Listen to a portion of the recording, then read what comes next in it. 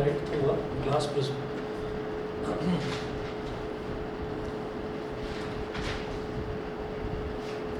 Glass prism कैसा होता है कि ग्लास प्रिज्म में कुछ इस तरीके का होता है कि अगर देखा जाए तो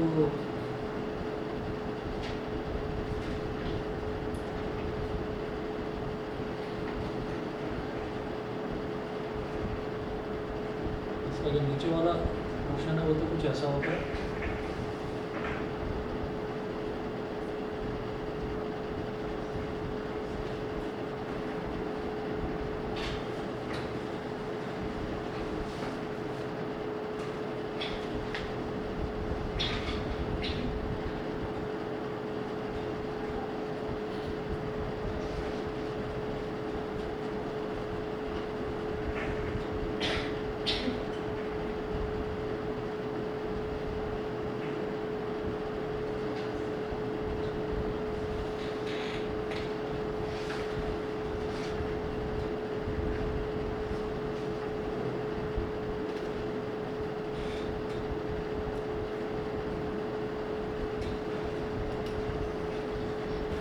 अगर एक ग्लास प्रिज्म को देखा जाए तो ग्लास प्रिज्म ऐसा होता है कि सामने से देखेंगे तो भी ट्रायंगल जैसा दिखाई देगा, पीछे से देखेंगे तो भी ट्रायंगल जैसा दिखाई देगा।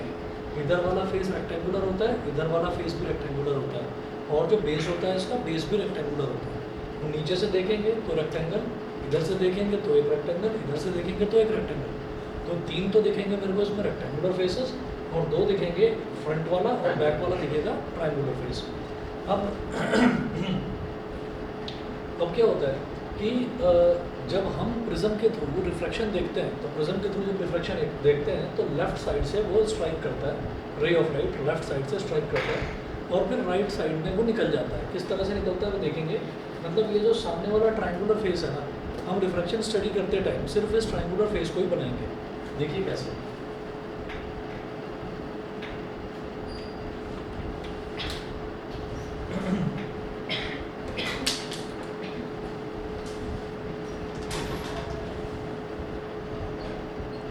हमने यहाँ पर ट्रायंगुलर फेस बना लिया इस तरह से,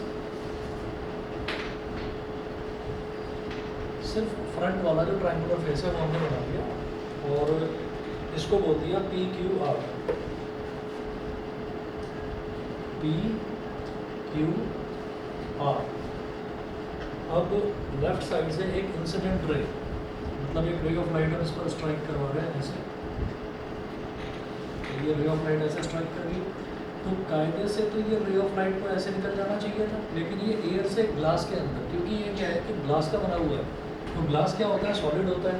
तो ये एयर से ग्लास के अंदर लाइट एंटर कर रही है, तो इसका मतलब क्या है कि ये सीधी जाने की बजाय ये थोड़ा सा मुड़ जाएगी, ये थोड़ा सा ऐसे मुड़ जाएगी। अब हम ये किस तरीके से हमको पता चला कि ऐसे ये मुड़ जाएगी, वो कैसे देखा हमने कहा कि जिस पॉइंट पर लाइट रे इंसिडेंट करती है यानी कि स्ट्राइक करती है, उस पॉइंट पर आप एक परपेंडिकुलर ड्रॉ करते हैं ऐसे, अवे फ्रॉम द नॉर्मल। तो आप ये देखिएगा कि प्रिज्म से बीच में ही बनाना है, क्या चीज़, इस साइड के बीच में ही। नहीं, ये हमने सिर्फ ट्रायंगुलर फेस इसका सामने से देख रहे हैं, इसको प्रिज्म को हम सामने से देख रहे हैं। वैसे अगर देखा जाए ना, पूरे प्रिज्म को देखा जाए तो पीछे तक ही एक्सटेंडेड होता है। तो हमने क्या करा, हमने लेफ्ट वाले फेस पर लाइट रे को स्ट्राइक करवा दिया। अब जब लेफ्ट वाले उस पर हमने फेस पर लाइट रे को स्ट्राइक करवाया है, तो जिस पॉइंट पर ये स्ट्राइक कर रही है, जिस पॉइंट पर ये स्ट्राइक कर रही है, उस पॉइंट पर आप नॉर्मल बना दीजिए। तो जब भी रेयर से डेंसर की तरफ लाइट रे जाती है तो it bends towards the normal, तो ये नॉर्मल की तरफ बेंड हो जाती है। तो नॉर्मल कहाँ पर थी, यहाँ पर कायदे से ये सीधी जा रही थी, लेकिन ये नॉर्मल की तरफ थोड़ा सा झुक गई, समझ गए, ठीक है। अब उसके बाद हम क्या करेंगे, अब यही रे ऑफ लाइट आगे यहाँ स्ट्राइक करेगी। तो जब ये रे ऑफ लाइट आगे स्ट्राइक करेगी तो इस पॉइंट पर भी आप एक नॉर्मल बना दीजिए, नॉर्मल यानी कि परपेंडिकुलर लाइन। तो परपेंडिकुलर लाइन मैंने ऐसे डॉटेड लाइन बना दी, ये इस वाली सरफेस पर परपेंडिकुलर मैंने ड्रॉ करा है। तो अब क्या होगा, अब ये डेंसर से रेयर मीडियम में जा रही है, तो कायदे से देखते हैं तो कायदे से तो ये ऐसे जाती सीधी, बट ये जो आपका नॉर्मल है, ये नॉर्मल से दूर की तरफ भागेगी, it will move away from the normal, क्योंकि डेंसर मीडियम से लाइट रे अब रेयर मीडियम में एंटर कर रही है। तो ये कायदे से तो ऐसे सीधे जाती है, लेकिन सीधे ना जाकर नॉर्मल से दूर की तरफ भागेगी, मतलब ऐसे हो जाएगी, थोड़ा सा ऐसे। सर रियर टू डेंसर में अवे फ्रॉम नॉर्मल नहीं जाती? नहीं, रेयर टू डेंसर जब भी जाता है तो टुवर्ड्स द नॉर्मल जाता है, और डेंसर से रेयर में जब भी जाता है तो अवे फ्रॉम द नॉर्मल होता है। समझ गए? ठीक है। तो ये हमारा बिल्कुल वही कॉन्सेप्ट है जैसा कि हमने रेक्टेंगुलर ग्लास स्लैब में देखा था। रेक्टेंगुलर ग्लास स्लैब में देखा था तो मैं प्रिज्म में क्यों लगा रहा हूँ वो कॉन्सेप्ट, वो मैं इस वजह से लगा रहा हूँ क्योंकि जब इस साइड से वो स्ट्राइक करेगी तो इस साइड, अच्छा आप अगर ऐसे ही देख लो, अगर आप ऐसे देख लो, ये बुक जो है अगर इसको इधर से देखेंगे तो इधर से बिल्कुल एक पतली सी एक पट्टी दिखाई देगी, एक पतला सा एक रेक्टेंगल दिखाई देगा, और इस साइड से अगर कोई लाइट रे आ रही है तो वो कहाँ पर टकराएगी, इधर वाले पूरे बड़े रेक्टेंगुलर फेस पर। अगर कोई लेफ्ट साइड से लाइट रे आ रही है तो वो पूरा बड़ा रेक्टेंगुलर फेस उसको मिलेगा। तो वही चीज़ है कि अगर लेफ्ट साइड से लाइट रे आ रही है तो उसको इस तरफ का पूरा रेक्टेंगुलर फेस मिलेगा, और पूरा रेक्टेंगुलर फेस मतलब ग्लास स्लैब की तरह एक्ट करेगा वो। और ग्लास स्लैब में क्या होता है, लाइट रे जब रेयरर से डेंसर में जाती है तो रेयरर से डेंसर में जाती है it bends towards the normal की तरफ झुक जाती है। ठीक है, तो वही काम हो रहा है। दोबारा देखिए, रे ऑफ लाइट यहाँ पर स्ट्राइक करा रे ऑफ लाइट ने, तो जिस पॉइंट पर स्ट्राइक करता है उसको बोलते हैं पॉइंट ऑफ इंसिडेंस। उसी पॉइंट पर आप नॉर्मल बना लिए। नॉर्मल का मतलब क्या है, ये आपने परपेंडिकुलर वाली लाइन आपने ऐसे ड्रॉ कर दी, नॉर्मल बना लिया। नॉर्मल बनाते ही फिर आप ये देखेंगे कि अगर मीडियम चेंज ना हुआ होता, मतलब अगर मैं एयर से ग्लास के अंदर ना एंटर करता तो ये रे ऑफ लाइट ऐसे ही चली जाती सीधी। ठीक है, तो ये डॉटेड रे ऑफ लाइट कौन सी है कि जिस डायरेक्शन में रे ऑफ लाइट जाती वो अपोज डायरेक्शन में नहीं जा रही है। तो रे ऑफ लाइट कहाँ जाएगी, ये जो नॉर्मल है ना, ये जो डॉटेड लाइन हमने नॉर्मल दिखाई है, तो ये इधर ना जाकर ये नॉर्मल की तरफ थोड़ी सी झुक जाएगी, मतलब इसका पाथ कायदे से ऐसे था लेकिन इतना डेविएट हो गया। समझ गए? अब फिर ये रे ऑफ लाइट रुकने वाली तो है नहीं क्योंकि ट्रांसपेरेंट मीडियम है, ग्लास है, ट्रांसपेरेंट है, तो चलती जाएगी। फिर इस पॉइंट पर जैसे ही पहुंची तो इस पॉइंट पर भी आपने एक नॉर्मल ड्रॉ कर दिया। नॉर्मल मतलब एक परपेंडिकुलर लाइन ड्रॉ कर दी। तो कायदे से तो ये रे ऑफ लाइट ऐसे जाती सीधी, कायदे से तो सीधी जाती, लेकिन डेंसर यानी कि घना मीडियम, सॉलिड से आप एयर में जा रहे हैं, खुले मीडियम में जा रहे हैं, खुला मतलब रेयर मीडियम, तो डेंसर से आप रेयर में जा रहे हैं तो कायदे से तो ये ऐसे जाती, but now it will move away from the normal. तो नॉर्मल ये है, नॉर्मल की तरफ झुकना मतलब इस तरफ मुड़ जाती है, नॉर्मल से अवे भागना मतलब एक्चुअल पाथ इसका ये था, लेकिन ये नॉर्मल से दूर की तरफ गई, ये अवे गई। समझ गए? ठीक है। इसके बाद हमें एक चीज़ और करनी होती है, यहाँ पर जो लाइट रे यहाँ पर स्ट्राइक करेगी उसको हम बोलते हैं इंसिडेंट रे। इसको हम बोलते हैं इंसिडेंट रे। जो लाइट रे यहाँ पर हल्की सी मुड़ गई इसके अंदर, दिस इज कॉल्ड रिफ्रैक्टेड रे। रिफ्लेक्टेड नहीं, रिफ्रैक्टेड रे। और जो इंसिडेंट रे रिफ्रैक्शन होने के बाद बाहर निकल कर आती है, कहते हैं ना इमर्जिंग आउट ऑफ समथिंग। ठीक है, तो ये ray of light emerge out कर रही है, ये बाहर निकल रही है, तो that's why this is called emergent रे। That's why this is called emergent रे। यहाँ तक समझ में आ गया? ठीक है। अब देखिए, हम कहेंगे कि बिल्कुल हमारा इनपुट क्या था और हमारा आउटपुट क्या था। तो हमारा इनपुट तो था इंसिडेंट रे, तो इंसिडेंट रे कहाँ तक जा रही है, ऐसे ऐसे ऐसे एक्सटेंड होगी। ये इंसिडेंट रे है कि अगर ये यहाँ पर ख़त्म ना हो तो ये ऐसे एक्सटेंड होगी। ऐसे ही बिल्कुल आउटपुट क्या है, इमर्जेंट रे। इमर्जेंट रे को थोड़ा पीछे एक्सटेंड करो, तो इनपुट रे और आउटपुट रे इन दोनों के बीच में जो एंगल बनता है that is called delta. Delta कैसे बनाते हैं, जैसे कैपिटल एस बनाया आपने, ऐसे बनाकर इसको बंद कर दो यहाँ से नीचे, दिस इज कॉल्ड डेल्टा। ठीक है, इसको क्या बोलते हैं, एंगल ऑफ डेविएशन। अरे कोई बात नहीं, एक ही बात है, ये भी ठीक है वो भी ठीक है। सर इंसिडेंट रे और इमर्जेंट रे के बीच। हाँ जी, इंसिडेंट रे और इमर्जेंट, सवाल यही उठता है ना, इंसिडेंट रे और इमर्जेंट रे, तो ये तो इधर है, ये इधर है, इन दोनों के बीच में एंगल कहाँ से बना?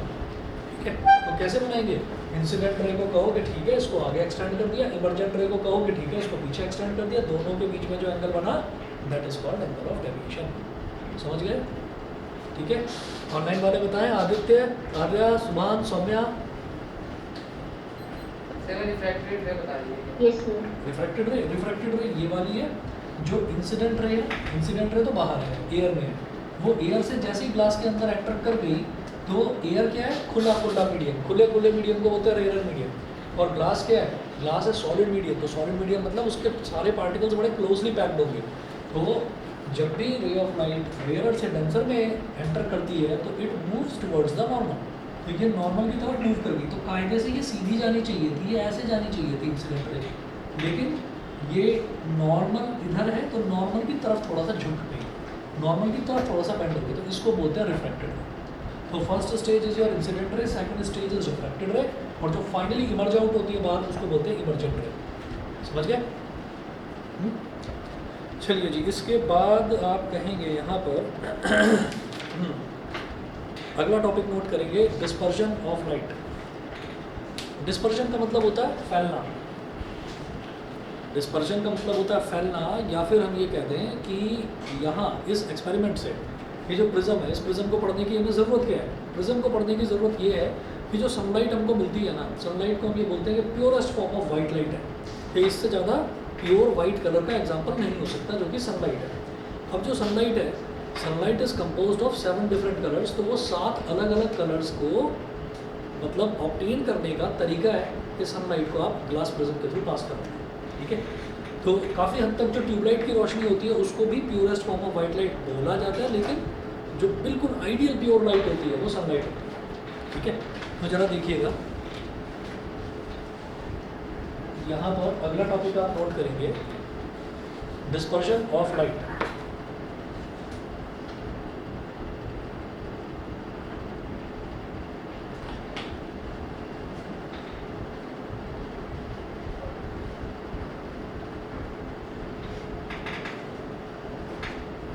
Dispersion of light, dispersion of light में नोट करिए, the band of 7 colours formed on a white screen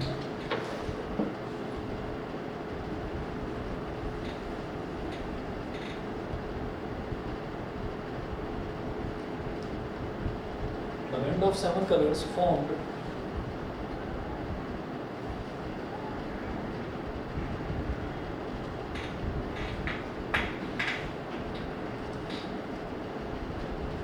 the band of 7 colors formed on a white screen when a beam of white light is passed through a glass prism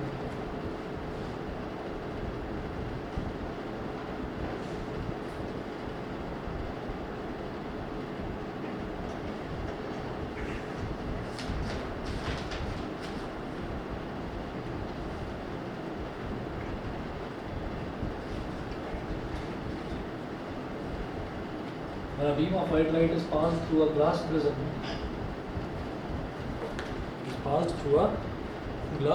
is called spectrum of white light.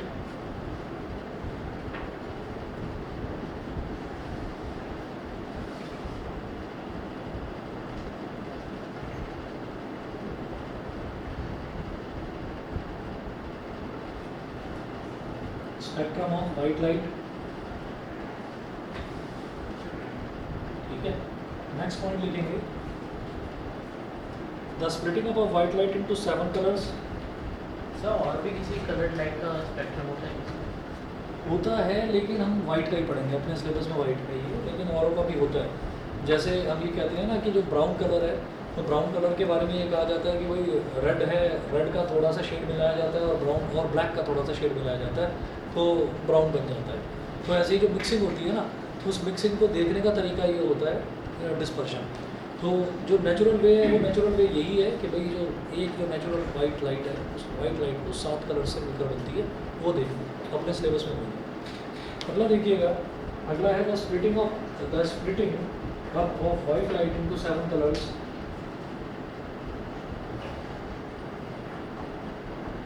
The splitting up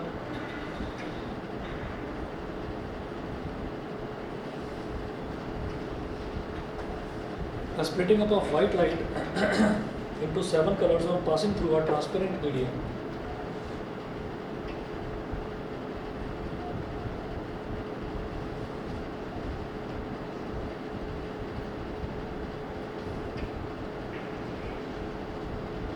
Or passing through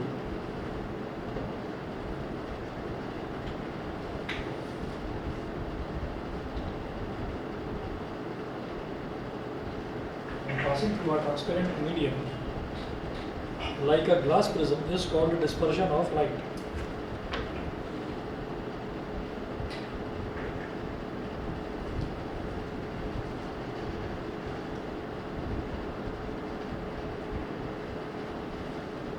is called dispersion of light.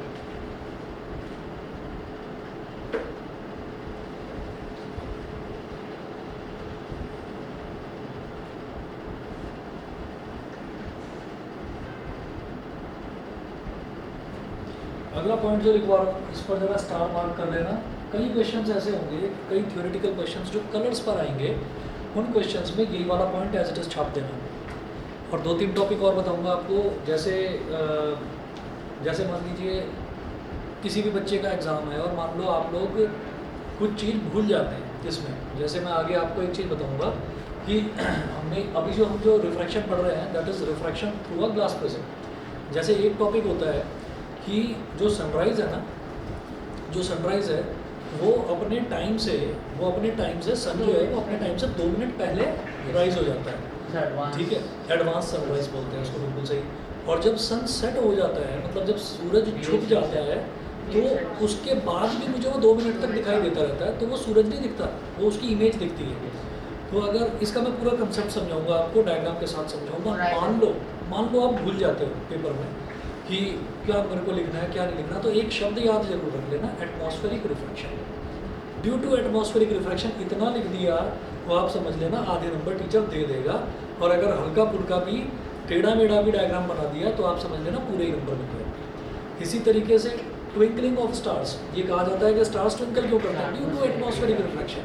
बस ये लिखना तो एक और line लिखी थी ना कि sir the atmosphere is continuously changing. वो तो बहुत सारी लाइनें, वो तो अगर याद रह जाए तो बहुत अच्छी बात है, लेकिन अगर याद नहीं रहता है तो मैं एक चीज़ बता रहा हूँ कि कुछ प्रैक्टिकल एग्जांपल्स जैसे एडवांस सनराइज, डिलेड सनसेट, जैसे ट्विंकलिंग ऑफ स्टार्स, या फिर why do stars appear closer than they actually are, जितने दूर वो हैं उससे नज़दीक क्यों नज़र आते हैं। अब हम कहेंगे यार नज़दीक हम दूर, हमको तो समझ में ही नहीं आता।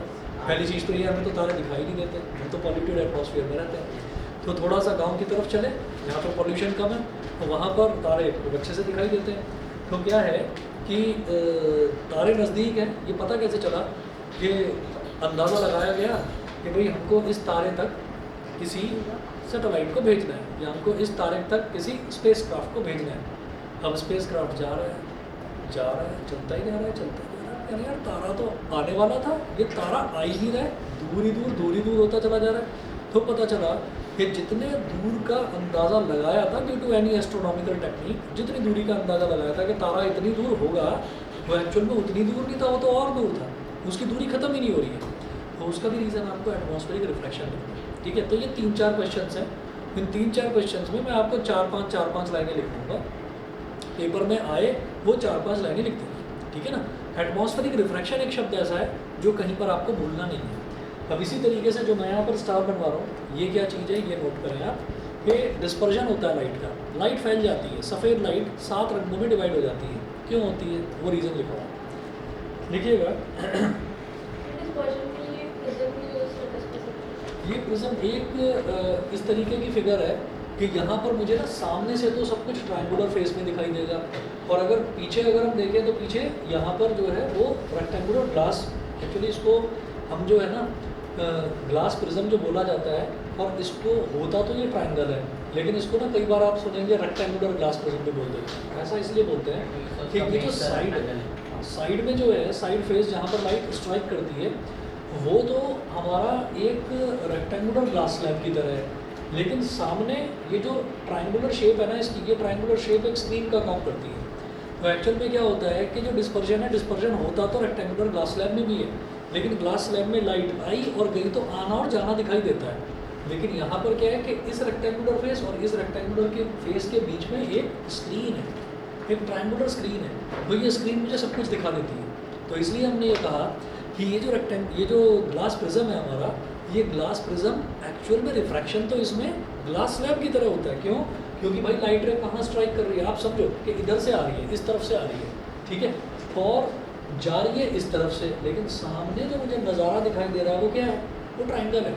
और ट्रायंगल क्या है, ट्रायंगल मेरे को ये दिखा देगा कि अंदर कौन सी कहानी हो रही है, अंदर क्या हो रहा है।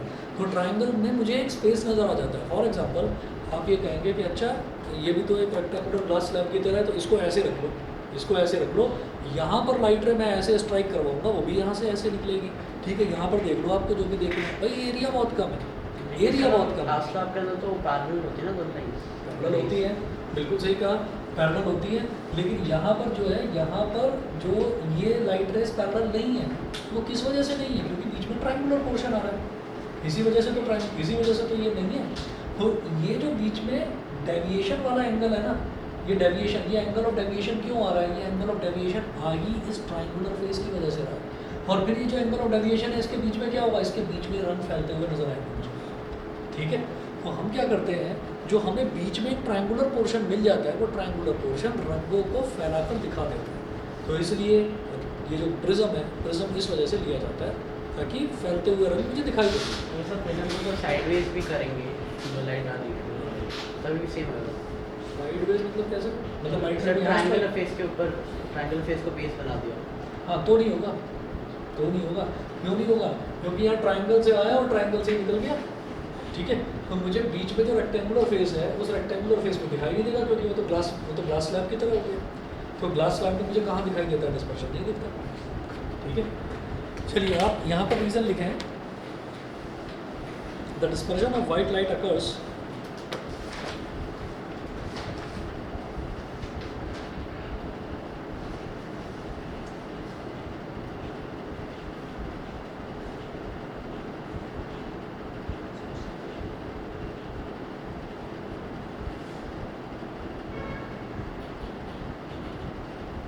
the dispersion of white light occurs because colors of white light travel at different speeds.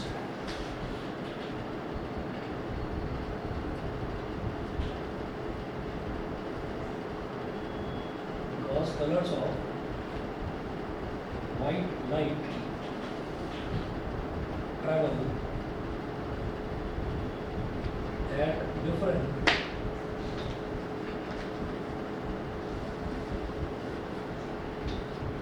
at different speeds through the glass prism.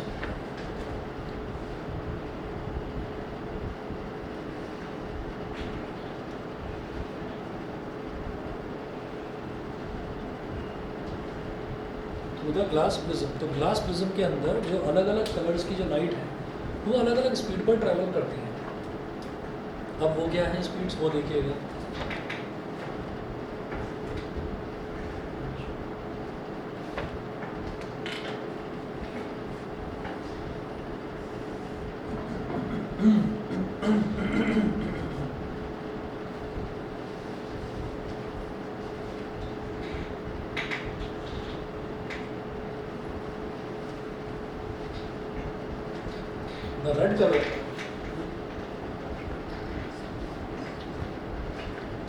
The red color has the maximum speed in glass prism.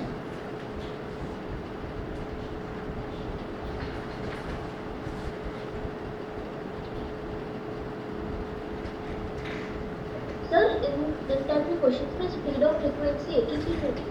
नहीं, अभी बताऊंगा, सारी चीजें बताऊंगा, पहले note करो। The red color has the maximum speed in glass prism. Has the maximum speed in glass prism.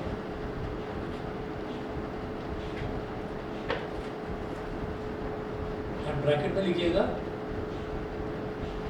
and has maximum wavelength. अभी लिखते जाओ, हो सकता है कुछ भी समझ में ना आए, जब समझाऊंगा तब समझोगे आप, अभी सिर्फ नोट करिए। The red color has the maximum speed in glass prism, bracket में लिखिए and has maximum wavelength. So red color deviates the least. Red color deviates the least. Next.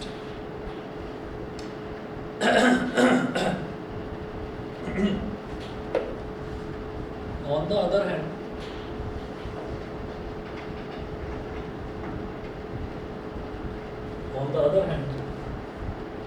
the violet color has minimum speed in glass prism.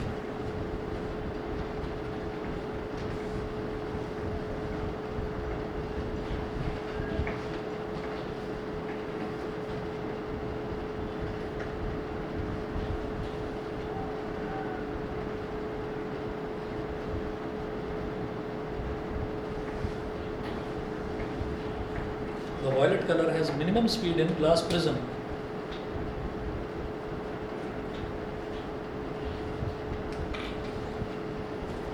Has minimum speed in glass prism. Bracket में लिखिए and has minimum wavelength and has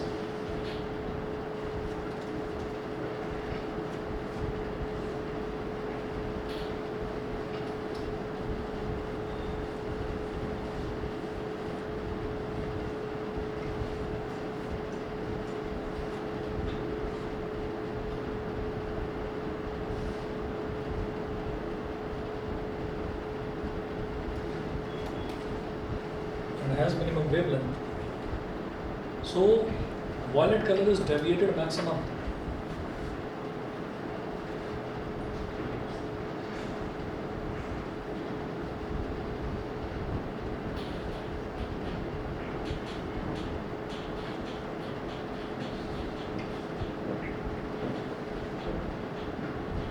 Violet color is deviated maximum. बस 1 minute wait करिए.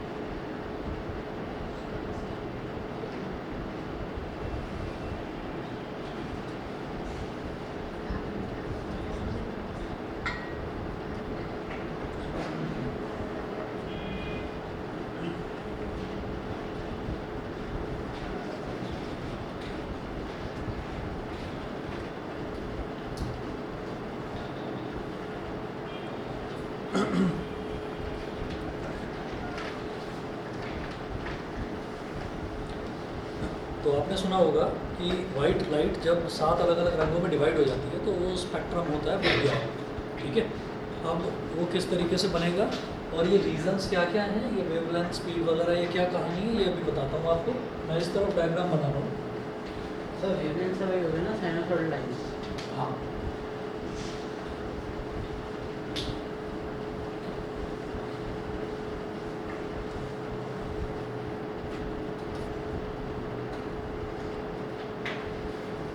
तो यहाँ पर एक prism बना लो आप ऐसे. देख लेना मैं कैसे बना रहा हूँ. और डिस्पर्शन का क्वेश्चन आएगा ना तो चाहे पूछा जाए या ना पूछा जाए, फटाफट से ये डायग्राम तो बना ही देंगे. इसमें कुछ ऐसा मुश्किल नहीं है.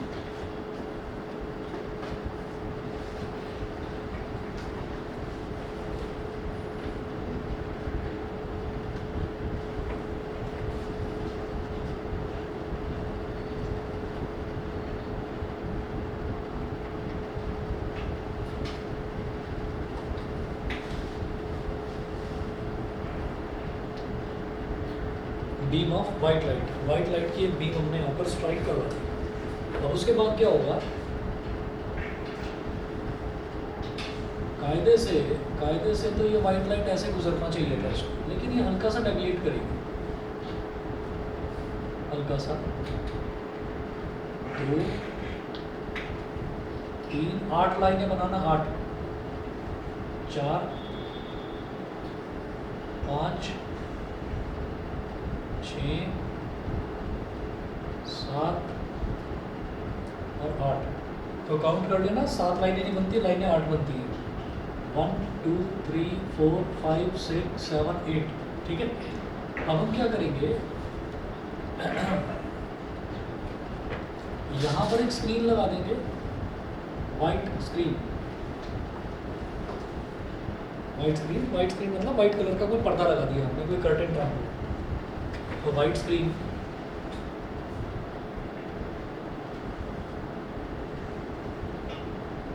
Right screen. ये मैंने इधर दिख रहा हूँ बेटा स्क्रीन, ये ऑनलाइन वालों को दिखाई तो दे रहा है, बता दीजिए। Yes sir. ठीक है आदित्य भाई ऑफलाइन आना शुरू करो आप। चलिए देखिए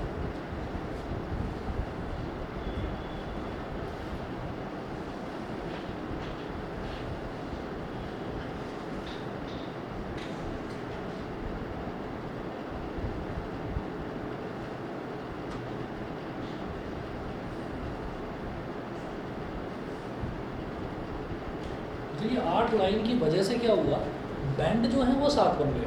जब भी कभी मुझे बैंड बनाने होंगे 7 तो मैं लाइनें 8 बनाऊंगा। तो देखिए कितना 1 2 3 4 5 6 7, वो 7 बैंड्स बन गए।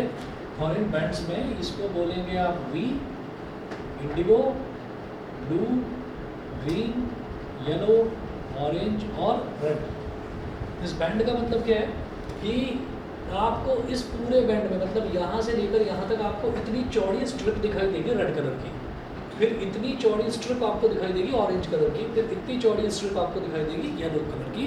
तो आप जो रेज हैं, रेज बनाएंगे 8 रेज से आपके बैंड बन जाएंगे 7।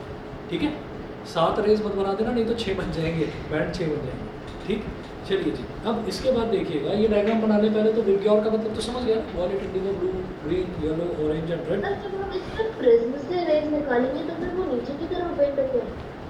हाँ जैसे थोड़ी हमने 8 बनाई तो फिर जैसे एक्चुअली ये थोड़ा सा ना नीचे की तरफ बेंड होनी चाहिए थी, मैं उतना परफेक्ट बना नहीं पाया इसको। नहीं तो क्या होता है ना वो बहुत नीचे हो जाती है, तो इसलिए ऐसे बनाकर दिखा दिया।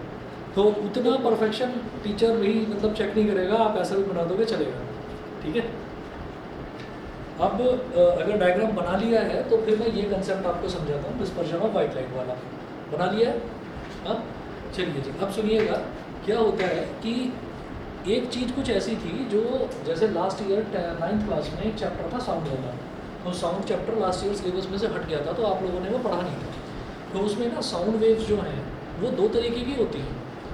इसी तरीके से जो लाइट वेव्स हैं वो भी 2 तरीके की होती हैं। लाइट वेव्स का मतलब क्या है, ये जो लाइट है ट्यूबलाइट है, ट्यूबलाइट के अंदर से वेव्स निकलती हैं। तो ये 2 तरीके की होती हैं। एक रेज ऑफ लाइट ऐसी होती हैं कि जो पार्टिकल्स हैं, जो एटमॉस्फेयर में पार्टिकल्स हैं, एटमॉस्फेयर के पार्टिकल्स ऐसे ऐसे ऐसे ऐसे मतलब हॉरिजॉन्टली वाइब्रेट करते हैं और आगे बढ़ते रहते हैं। हॉरिजॉन्टल वाइब्रेशन का मतलब मान लीजिए ये पार्टिकल है तो ये आगे और पीछे, आगे पीछे आगे पीछे आगे पीछे ये वाइब्रेट करता रहेगा और आगे भी बढ़ता रहेगा। ठीक है मतलब आप ये देखिए, मान लीजिए कोई छोटा सा पार्टिकल है तो वो ऐसे ऐसे वाइब्रेट करता रहेगा और आगे भी बढ़ता रहेगा। ठीक इसको बोलते हैं लॉन्गिट्यूडनल वेव्स, हमें उसकी बात नहीं करनी। दूसरा होता है ट्रांसवर्स वेव्स। ट्रांसवर्स वेव्स क्या होती हैं, ट्रांसवर्स वेव्स एक पॉइंट के ऊपर नीचे ऊपर नीचे ऊपर नीचे ऐसे बढ़ती रहती हैं, जैसे पानी में उठने वाली लहरें होती हैं। तो वो ऊपर नीचे उठती रहेंगी और आगे बढ़ती रहेंगी, इनको कहते हैं हम ट्रांसवर्स वेव्स। तो होता क्या है कि अब मैं ट्रांसवर्स वेव की बात कर रहा हूँ, क्योंकि लाइट वेव्स जो है वो ट्रांसवर्स वेव्स होती हैं और मैं लाइट वेव्स की बात कर रहा हूँ। ठीक है और हमने ये कहा कि एक लाइट वेव है, एक लाइट वेव है वो ऐसे ऐसे ऐसे ऐसे करके आगे बढ़ रही है।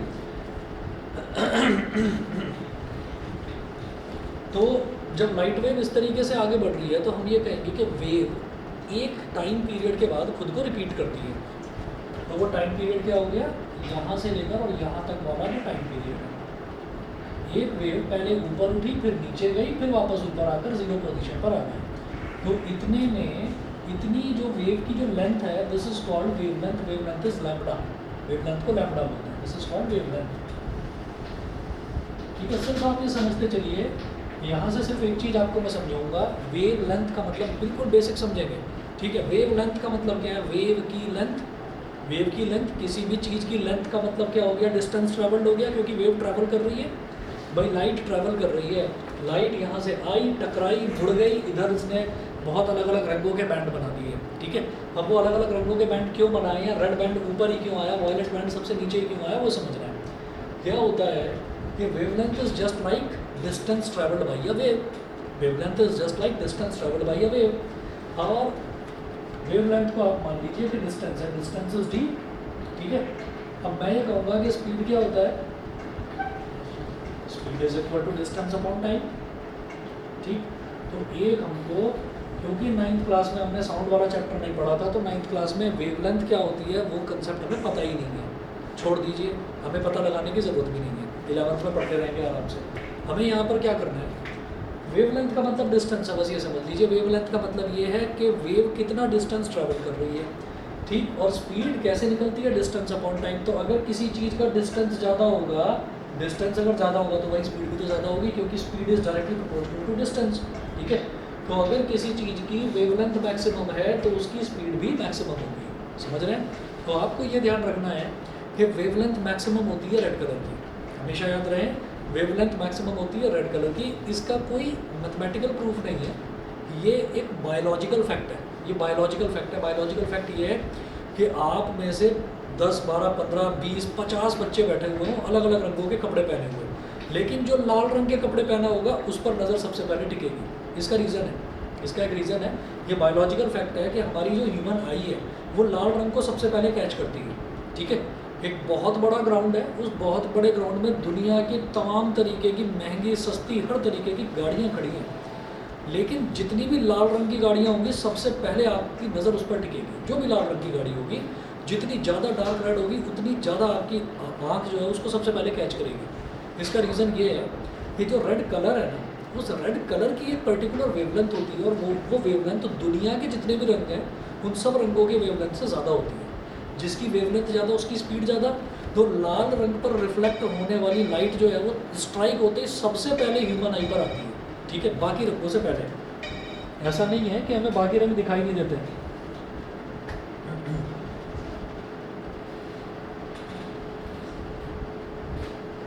लैब में तो प्रोग्रामिंग में तो प्रूव कर सकते हैं। ये सारी चीज़ें प्रूव करी जा सकती हैं, लेकिन मैथमेटिकल प्रूफ नहीं है, ऑब्जर्वेशनल प्रूफ है। ऑब्जर्वेशनल प्रूफ ये है, इतनी सारी गाड़ियाँ खड़ी हुई हैं, लाल रंग पर सबसे पहले नजर गई, ठीक है।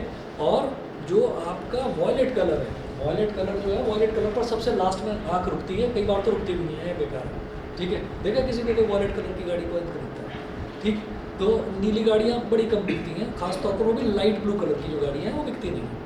तो आप ये समझ लीजिए कि रेड जो है, रेड की फ्रीक्वेंसी सबसे ज़्यादा होती है, तो ये ह्यूमन आई का बायोलॉजिकल फैक्ट है। अब क्या हुआ कि जब उसकी वेवलेंथ सबसे ज़्यादा तो उसकी स्पीड सबसे ज़्यादा। अब क्या हुआ कि भाई वाइट कलर जो है, वाइट कलर 7 रंगों से मिलकर बना हुआ है, तो उसमें जो लाल रंग है उसकी स्पीड सबसे ज़्यादा है, तो वो क्या करेगा, वो इस इसमें प्रिज्म में एंटर करने के बाद फटाफट सबसे पहले निकलने की कोशिश करेगा, क्योंकि उसकी स्पीड सबसे ज़्यादा है।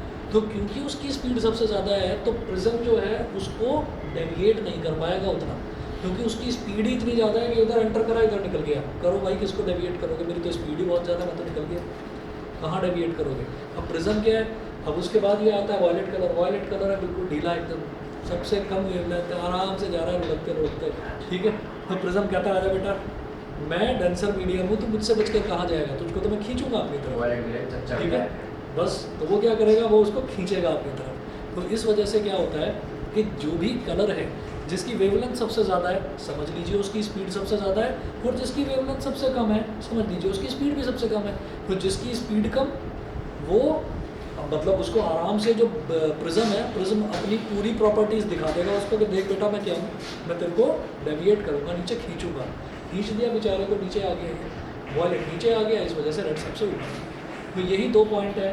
The dispersion of white light occurs because colour of white light travel at different speeds through the glass prism. आपसे ये नहीं पूछा जाएगा कि वो डिफरेंट स्पीड्स पर क्यों ट्रैवल कर रहे हैं, ये क्वेश्चन नहीं है, ये क्वेश्चन ही नहीं है कि वो डिफरेंट स्पीड्स पर ट्रैवल क्यों कर रहे हैं, क्यों, क्योंकि ये बायोलॉजिकल फैक्ट है। अच्छा, दूसरा, the red colour has the maximum speed in glass prism.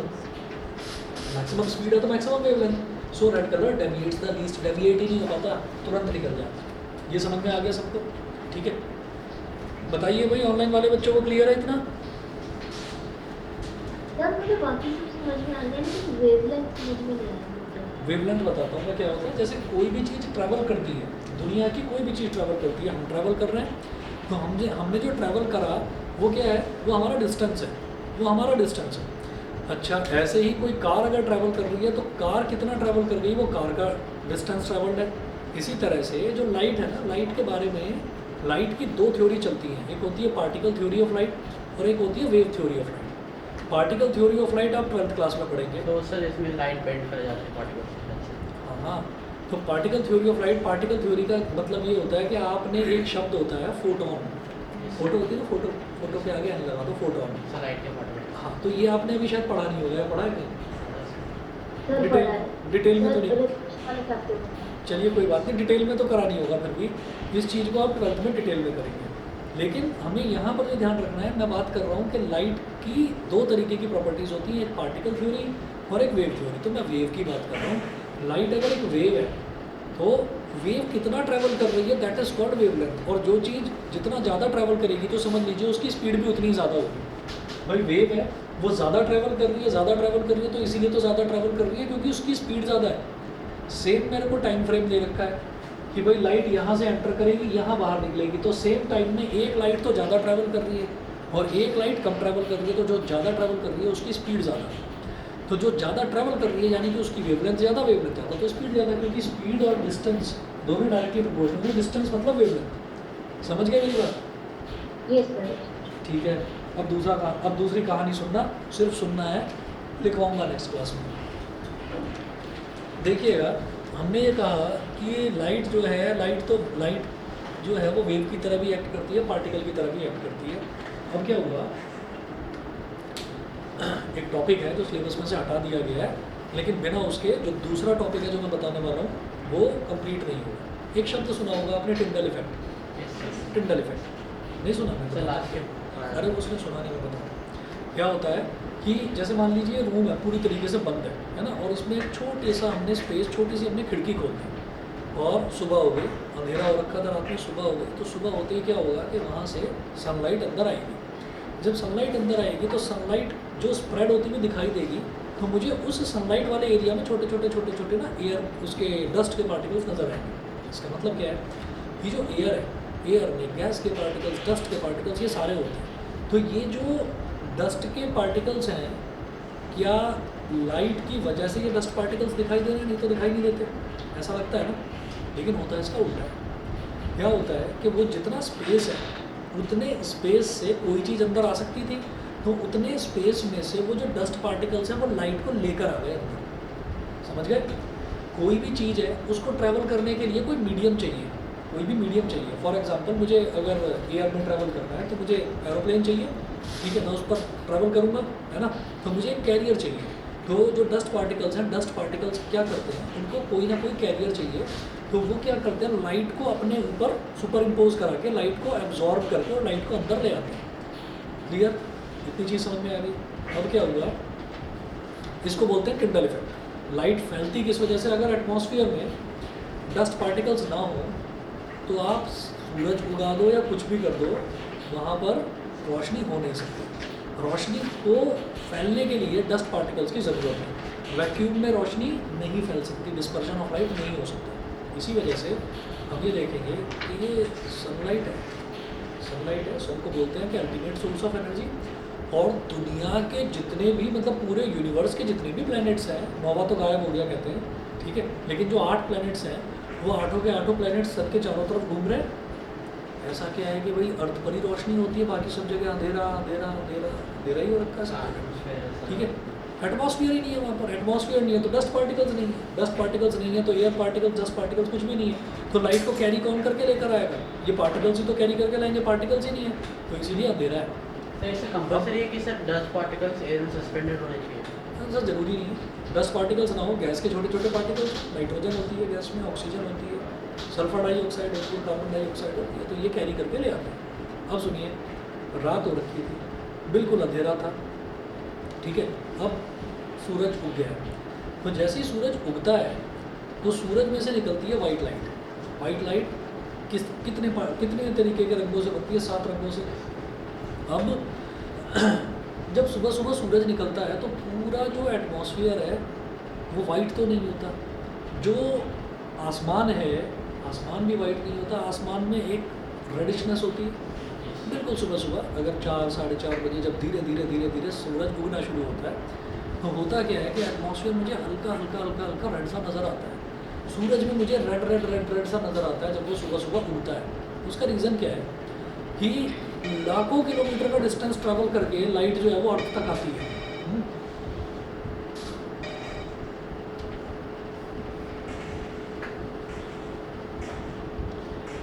वो जब लाखों किलोमीटर का डिस्टेंस ट्रैवल करेगा तो सबसे पहले कौन सी लाइट डिस्टेंस ट्रैवल करेगी वो? रेड। ठीक है, तो रेड आ गई पूरी स्पीड के साथ में, सारी लाइटों को पीछे छोड़ते हुए रेड आई, रेड आ गई मेरी आंखों के अंदर, तो मुझे सब कुछ रेड रेड सा नज़र आता है। फिर क्या होता है, फिर धीरे धीरे क्या होता है कि फिर ऑरेंज भी आती है, तो वो जो रेडिशनेस है, जब रेड में ऑरेंज को मिक्स कर देंगे तो वो जो रेडिशनेस डार्क रेडनेस है थोड़ा कम हो जाता है।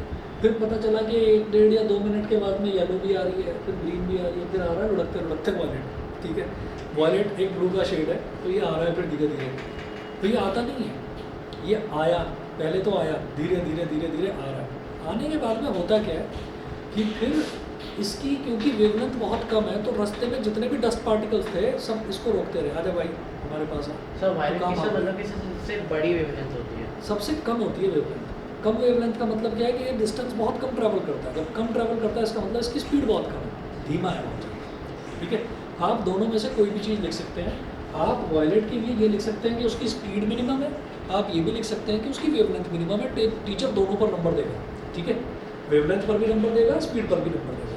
हमने कहा उसकी स्पीड बहुत कम थी, आ रहा है लुढ़कते लुढ़कते, तो जितने भी रास्ते में गैस के पार्टिकल्स थे, जितने भी डस्ट के पार्टिकल्स थे, सब जो है उसको एब्जॉर्ब करते जा रहे हैं, आजा भाई आजा आजा आजा, वो सब उसको एब्जॉर्ब करते जा रहे हैं, उस पर भी कोई फ़र्क नहीं, ठीक है आप बढ़ते जा रहे हैं, मज़े से आराम से जा रहा है धीरे धीरे।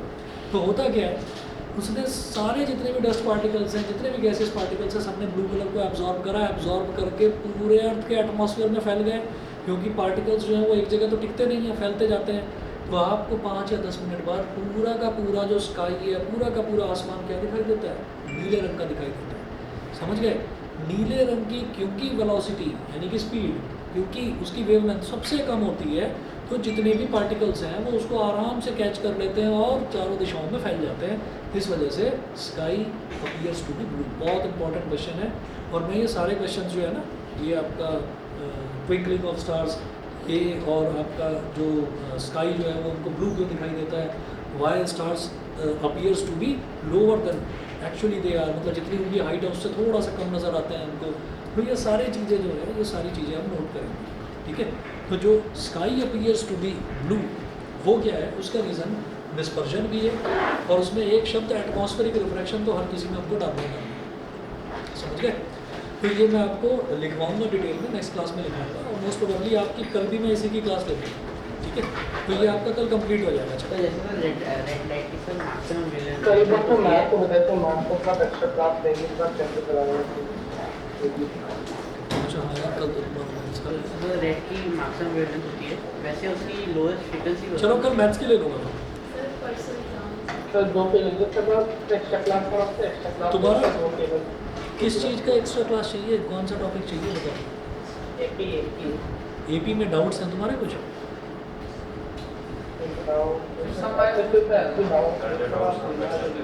ठीक है, तुम्हारा एग्ज़ाम परसों है ना, परसों एग्ज़ाम है। चलो ठीक है, मैं देखता हूँ। ठीक है, आज या तो देखता हूँ आज लेट नाइट, या फिर कल मैं आपकी क्लास लेता हूँ। ठीक है। सर एक बार मुझे वो वाला था कार वाला कुकिंग समझ लेना है, और सर ये चैप्टर 3 का है, और सर कुछ बोर्ड वाले कुकिंग का टाइम वाले क्वेश्चन। कोई बात नहीं, आप मेरे को क्वेश्चंस भेज दो, मैं करवा दूँगा। ठीक है, मुझे आज मौका लगता है तो आज करा दूँगा, नहीं तो कल करा दूँगा। चलो ठीक है, बता देना, जो भी है बता देना, मैं करवा दूँगा। ठीक है जी, तो आज इतना ही करते हैं। Thank you. एग्जाम 19 शुरू हो रहे हैं।